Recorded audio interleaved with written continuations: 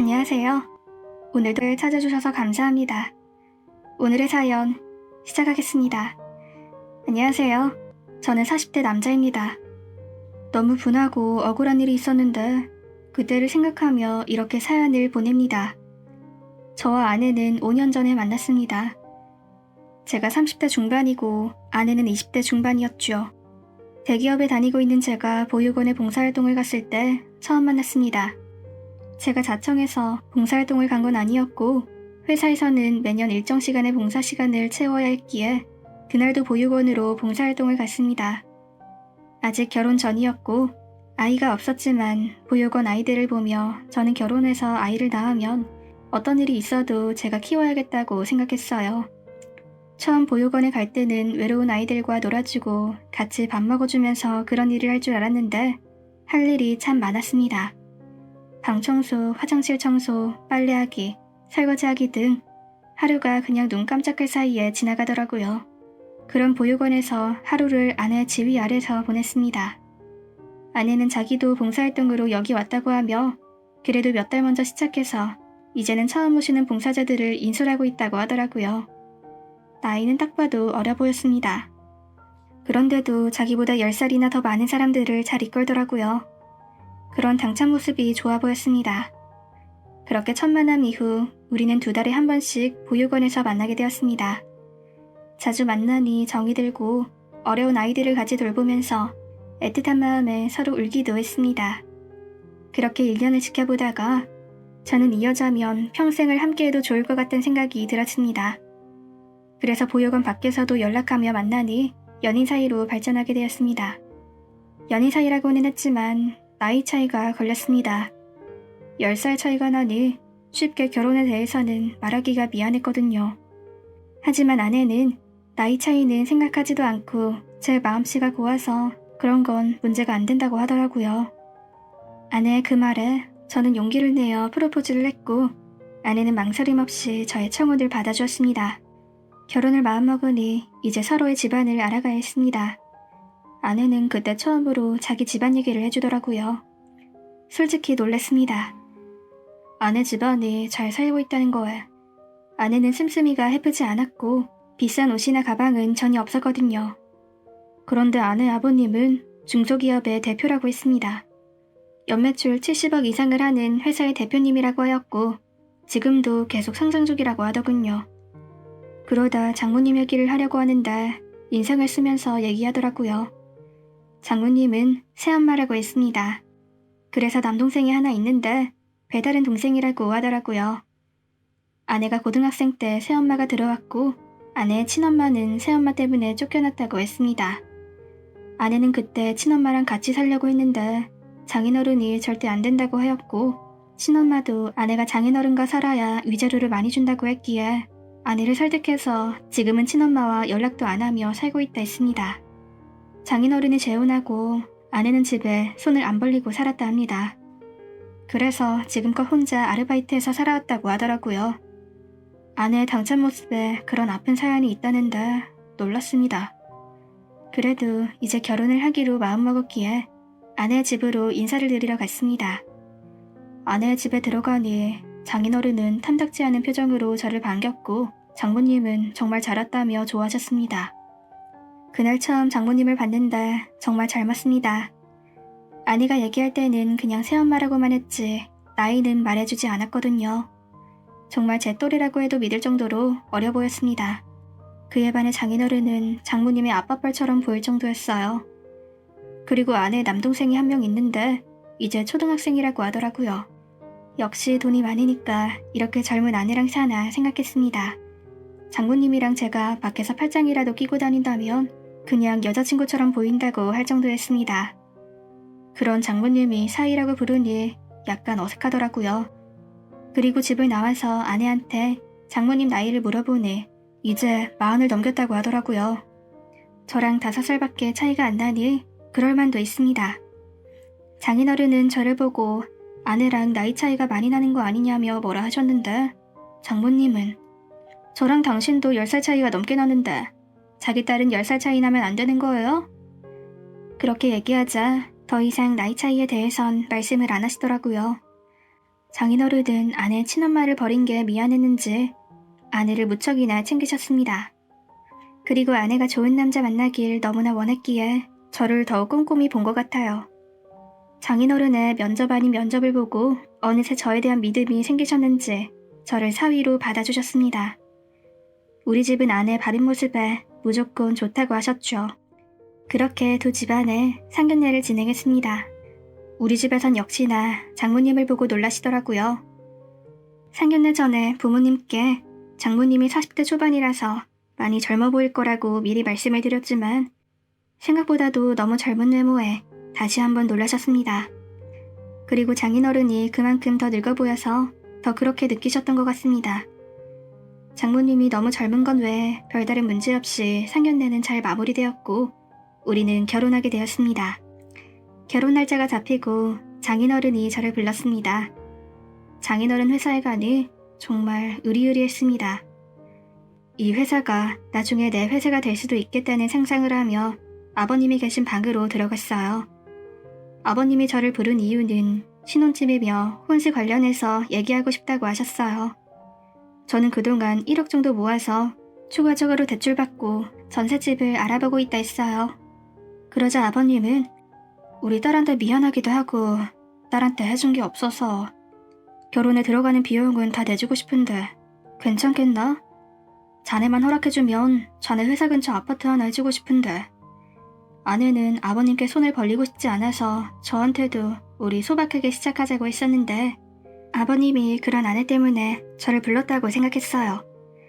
그러면서 제가 집을 장만한 것처럼 해서 집을 구해준다고 했습니다.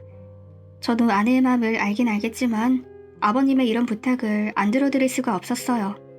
그리고 내심 좋기도 했고요. 그렇게 아버님은 결혼 비용을 모두 지불하셨고 아내에 대한 미안한 마음이 어느 정도 보답됐다고 하셨습니다. 그렇게 아버님의 전폭적인 지원으로 아내와 저는 행복한 결혼 생활을 시작할 수 있었어요. 하지만 생각지도 않은 곳에서 결혼 생활은 삐걱대기 시작했죠. 아내 친정이랑 멀지 않은 곳에 신혼집을 차려서인지 장모님은 자주 우리 집으로 오시곤 했어요. 오실 때는 아내랑 서먹서먹한 사이라서 좀 더 친해지려고 오신다고 하는데 아내는 정말 싫어했습니다. 아내가 한참 사춘기 시절에 아내 친엄마가 집에 있는데도 장모님은 장인어른과 팔짱을 끼며 집에 들어왔고 대놓고 아내 친엄마를 타박했거든요. 그 모습을 보며 자라서인지 장모님이 어떻게 잘 보이려고 해도 아내는 눈 하나 깜빡 안 하더라고요. 그렇게 장모님은 아내가 싫어하는데도 계속 우리 집에 찾아오셨고 아내가 집에 없을 때도 찾아오게 되었어요. 그리고 저에게 아내 어디 갔냐며 아내 때문에 자기가 너무 힘들다며 푸념하시더라고요. 집에 있는 와인을 보시곤 한 잔 달라고 하셨습니다. 막상 단둘이 있으니까 정말 어색하더라고요. 장모님은 사이라고 하는데 정말 친구라고 해도 될 정도로 젊은 장모였기에 이상했습니다. 어쨌든 젊은 장모라도 장모이기에 와인을 한 잔 따라드렸어요. 그러자 젊은 나이에 시집와서 딸한테 인정도 못 받으면서 사는 게 힘들다고 하더라고요. 그러다 장인어른 얘기도 했습니다. 나이 차이가 많이 나다 보니 자기를 잘 못 받아준다고 괜히 늙은 사람이랑 결혼했다고 얘기했어요. 물론 부부 사이가 안 좋으면 그렇게 생각할 수도 있겠지만 사위한테 그런 소리를 왜 하나 싶었어요. 이런저런 얘기를 하다 보니 어느새 와인 한 병을 다 마셨고 저는 다른 와인을 꺼내려고 일어났습니다. 그러자 장모님은 제 엉덩이를 치며 얘기했어요. 역시 젊으니까 엉덩이가 탄탄하네. 사위 다시 보니까 귀엽네. 저는 너무 놀라 장모님한테 이러지 말라고 하였는데 장모님은 사위장모 사이에 뭐가 어쨌냐며 웃어 넘기시더라고요. 그러고 일어나서 제 볼에 입을 맞췄습니다. 순간 이러면 안 되겠다 생각이 되어 장모님, 많이 취하신 것 같은데 제가 택시 불러드릴게요. 이제 곧 아내도 올 시간이고 아내가 장모님 취한 모습을 보면 안 좋아할 것 같아서요. 그렇게 얘기하고 좀 더 있고 싶다던 장모님을 택시 태워 보내드렸습니다. 장모님이 저한테 했던 행동에 대해서 아내한테 얘기해야 하나 고민을 했습니다. 하지만 아내가 극도로 싫어하는 장모님이 저한테 이런 행동을 한 걸 아내가 안다면 저한테 실망이 클 것 같았어요. 그래서 오늘의 일은 장모님이 그냥 취해서 실수한 거로 넘기기로 했습니다. 하지만 그날 이후로도 장모님의 유혹은 계속되었어요. 저에게 문자나 전화를 하며 어디로 나오라고 계속 저를 불렀습니다.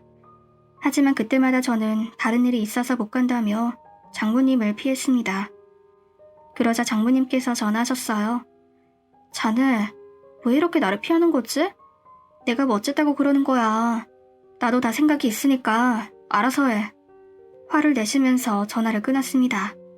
그리고 얼마 지나지 않아 장인어른이 연락하셨어요. 저에게 대뜸 화내시면서 장모님을 무시하냐고 하시더라고요. 아무리 아내 친엄마가 아니라고 하지만 지금은 장인어른의 아내인데 제가 계속 피한다고 하니 무시한다고 생각하셨나 봐요.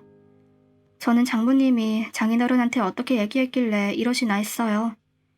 그렇다고 장모님이 저한테 유혹했다고 말할 수도 없었고 정말 답답했습니다. 장인어른한테는 고의가 아니었고 정말 일이 바빠서 장모님을 챙겨드리지 못했다고 하며 다시는 안 그러겠다고 했어요. 그러자 장인어른은 두고 보겠다며 화를 내시며 전화를 끊었죠. 저는 장모님과의 관계를 명확히 해야겠다고 생각했어요. 이렇게 무턱대고 피하다가는 저만 손해를 보게 생겼더라고요. 그래서 장모님이 다음날 보자고 할 때 약속 장소를 나갔습니다. 장모님이 보자고 한 것은 인적이 드문 곳에 있는 식당이었어요. 하지만 식당이라고 해서 들어갔는데 룸으로 되어 있더라고요. 룸에서 장모님과 단둘이 식사를 하게 되었습니다. 저는 지난번에 제 엉덩이를 치고 입을 맞춘 거에 대해서 얘기하며 더 이상 그러지 않았으면 한다고 장모님께 얘기했어요. 그러자 장모님은 비슷한 또래 남녀가 그럴 수도 있지. 그런 거 가지고 어렵게 생각하고 있어. 다들 나이 먹고 부부 말고 애인은 한 명씩 있어야 된다고. 저는 너무 심각한데 장모님은 아무것도 아니라는 듯 얘기하셨어요. 그리고 장모님은 술을 시켜 드시기 시작했고 어느새 제 옆으로 오셨습니다. 그리고 지난번보다 더 노골적으로 저를 유혹했습니다. 그러면서 자네랑 나만 몰래 만나면 아무 상관없을 거야. 그러니까 자기도 마음이 가는 대로 행동해. 나중에 후회하지 말고. 저를 끌어안았습니다. 그리고 입을 맞추려고 하였죠. 순간 아내가 떠올랐습니다. 장모님한테 이러지 말아달라고 부탁을 하려고 했는데 다시 이렇게 유혹을 하니 어쩔 수가 없었습니다. 장모님을 밀치고 그 자리에서 일어났습니다. 그리고 장모님, 저는 장모님 사위예요. 우리가 이러면 장인어른이랑 제 아내를 어떻게 보려고 그래요? 제발 부탁이니까 이러지 말아주세요. 장모님도 지금 이러는 거 알려지면 장인어른이 가만히 있으시겠어요? 하지만 장모님은 상관없다면서 저에게 안기려고 했습니다. 저는 더 이상 얘기가 안 통한다는 걸 알고 장모님을 내버려두고 혼자 나왔습니다. 다음 날부터는 장모님이 자신의 특정 부위를 찍은 사진을 보내주시더라고요. 그리고 자기 몸매가 이 정도인데 생각이 없냐고 하시는데 두 손 두 발 다 들었습니다. 저는 혹시나 장모님과 이렇게 문자를 주고받는 걸 아내에게 들킬까봐 장모님이 연락 오실 때마다 흔적을 지우기 바빴습니다. 결국엔 장모님 번호를 차단하게 되었어요. 그리고 한동안 아무 일도 없었습니다. 번호를 차단하니 장모님이 어떤 연락을 하는지 알 수가 없었고 장모님도 이제는 포기를 하신 거라 생각했어요. 그렇게 몇 달이 지나고 주말이었어요. 아내는 교회를 다녀서 아내가 교회 갔을 때 저 혼자 남아있을 때였죠. 장모님은 아내가 매주 교회에 가는 걸 아셨고 아내가 없는 우리 집에 혼자 오셨습니다. 인터폰에서 장모님을 봤을 때 화들짝 놀랐습니다. 문을 열어줘야 하나 한참을 고민했는데 안에 있는 거 다 안다면서 문을 차고 그러는데 이웃집 눈치도 보이고 문을 열어주었어요. 장모님은 화를 내시며 그동안 왜 연락도 안 받고 전화도 안 되냐며 저에게 따졌습니다. 저는 도저히 장모님하고는 말이 안 통해서 어쩔 수 없이 연락을 차단했다고 했어요. 그러자 장모님은 서럽게 우시면서 장인어른과 사는 게 너무 힘들다고 하셨어요. 거의 20살 가까이 차이 나는 남편과 사는데 너무 일찍 결혼한 것 같다면서 너무 외로워서 어디 하소연할 곳도 없다고 하셨습니다.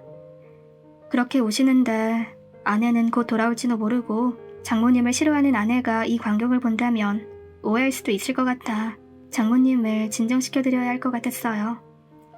장모님께는 장인어른과 다시 사이가 좋아지실 수 있을 거라며 다독였고 저랑 아내도 옆에서 같이 도와드린다고 했어요. 하지만 그게 장모님의 연기일 줄 꿈에도 생각 못했습니다. 그렇게 제가 옆에서 다독여주니 저를 안으면서 눕혔습니다. 너무 놀라서 제발 이러지 말라고 했지만 막무가내로 제 옷을 벗기시는 거예요. 그러면서 자네도 원하니까 마누라한테 내가 이러는 거 얘기 안 한 거 아니야? 우리 그냥 좋게 좋게 만나자. 서로 외로움 달래면서 자기만 받아준다면 우린 좋은 애인 사이가 될 수 있을 거야. 저에게 입을 맞추는데 저도 더 이상 말로는 안 되겠다 생각이 되어 장모님을 밀치며 두 팔을 잡았어요. 그리곤 그동안 아내가 오해할까봐 장모님 이러는 거 말 안 했는데 이제는 말해야겠네요. 저도 더는 못 참겠습니다. 그렇게 얘기하고 있는데 문이 열리는 소리가 들렸고 아내가 교회에서 돌아왔습니다. 저랑 장모님은 거실에서 누워 있었고 저는 장모님의 두 팔을 꼭 잡고 있는 상황이었습니다. 정말 운도 지지를 없지. 하필 그 상황에 아내가 오다니. 정말 오해를 할 만한 상황이기도 했지만 장모님은 세기를 박았습니다.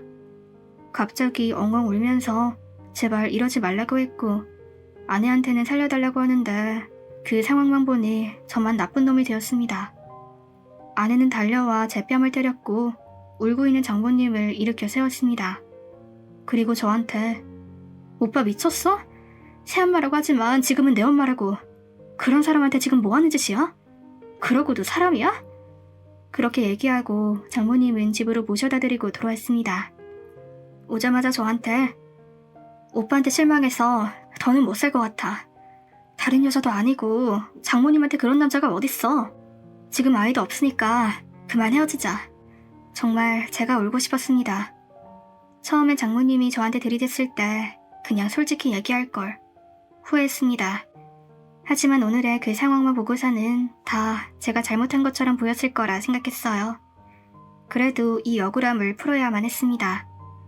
저는 그동안 장모님이 저한테 한 행동들과 애인 사이로 지내자고 한 이야기를 아내한테 들려주었습니다. 하지만 아내는 오빠가 싫었으면 처음부터 얘기했어야지. 오빠도 좋으니까 지금까지 이렇게 지낸 거 아니야? 나는 오빠가 처신을 잘 못해서 이렇게 된 거로 느껴지는데? 아니고서는 오늘 같은 일이 왜 일어났겠어? 정말 답답해 미쳐버리는 줄 알았습니다. 그리고 장모님이 저에게 보낸 문자들을 보여주려고 했지만 장모님 연락처를 차단하면서 이미 다 지운 상태였습니다. 아내한테 정말 난 억울하다고 몇 번을 얘기했지만 아내는 들으려고도 안 했습니다. 당분간 따로 지내자며 아내는 친정으로 갔습니다. 장모님은 이렇게 들킬 걸 알고 장인어른한테도 자기가 당했다고 하며 저는 내쫓으려고 했습니다. 장인어른은 저를 불러서 장모님한테 얘기 다 들었다며 더 이상 저를 사이로 생각 안 하겠다고 하시더라고요. 그리고 제 아내도 마음의 준비를 하고 있다고 했습니다. 이제 저만 인정하고 나가주면 끝나는 상황까지 됐습니다. 술도 잘 못하는데 날마다 술에 찌들어 살았습니다. 그렇게 회사를 다니는 둥 마는 둥 하고 있는데 제 친한 회사 친구한테 이 이야기를 털어놓았습니다. 그러자 친구가 그러면 장모가 보낸 문자 메시지만 복구하면 네 결백이 증명되는 거겠네? 내가 아는 회사에 삭제한 문자 메시지 복구해준 적도 있다고 하던데 거기 한번 가봐. 한 쪽의 빛이 보였습니다. 이렇게 장모님을 겁탈하려다 이혼당한 이혼남이 될 위기였는데 삭제한 문자 메시지를 복구할 수 있다고 하니 이것만 복구되면 아내한테 당당히 얘기할 수 있었습니다. 친구가 얘기해준 회사에 가니 복구할 수 있다고 했습니다. 저는 눈물을 흘리며 감사하다고 했고 그동안 장모가 보낸 문자들을 모아 프린트를 하여 아내가 있는 친정집으로 갔습니다. 장모가 문을 열어주었고 제 귀에 대고 얘기했어요. 그러길래 진작에 나를 받아줬으면 이런 사단은 안 났잖아. 나도 자기랑 연애를 못해서 아쉽긴 하지만 어쩔 수 없지. 저는 무시하고 거실에 있는 장인어른한테 갔습니다. 장인어른 앞에서 무릎을 꿇고 얘기했어요. 장인어른, 제가 처신을 잘 못해서 이 지경까지 왔습니다. 하지만 너무 억울하고 분해서 장모님이 보낸 문자 메시지를 복구해서 갖고 왔습니다. 장모님이 보낸 메시지를 보시고 그래도 제가 마음에 안 드시면 그때 아내랑 이혼하고 떠나겠습니다. 복구한 메시지를 장인어른께 드렸어요. 그러자 장모는 뭔 소설을 쓰냐며 문자 메시지가 어떻게 복구가 되냐면서 따졌죠. 하지만 문자 메시지엔 장모가 보낸 유혹의 말들과 장모의 신체 부위가 찍힌 사진이 있었습니다. 문자 메시지야 지어낼 수도 있겠지만 장모의 신체 부위는 따로 제가 찍을 수가 없기에 장모는 더 이상 말을 안 하더라고요. 장모는 울면서 장인어른한테 저놈이 먼저 유혹한 거라며 호소해보았지만 장인어른은 장모의 뺨을 내리치면서 장모의 용서를 받아주지 않았습니다. 장모는 뺨을 맞은 벌을 감싸며 집을 나갔습니다. 저는 아내한테도 복구한 메시지를 보여주며 처음부터 알렸어야 하는데 미안하다고 했어요. 아내도 그제야 자기도 오해했다면서 저를 눈물로 안아줬습니다. 그날 일로 장인어른과 장모님은 이혼했습니다. 장인어른은 저한테 미안하다며 여자들이 유혹해오면 뿌리치기가 쉽지 않았을 텐데 우리 딸을 너무 사랑해준다면서 고마워했습니다. 그렇게 젊은 장모의 유혹을 버텨내고 지금은 장인어른 회사에서 같이 일하게 되었고 조만간 회사를 경영하게 될 것 같습니다. 만약 그때 장모의 유혹에 넘어갔다면 지금 이런 회사의 사장 소리도 못 듣게 되었네요. 남자분들 아내만 바라본다면 좋은 일이 생긴다는 걸 알려드리고 싶었습니다. 제 긴 사연 들어주셔서 감사합니다.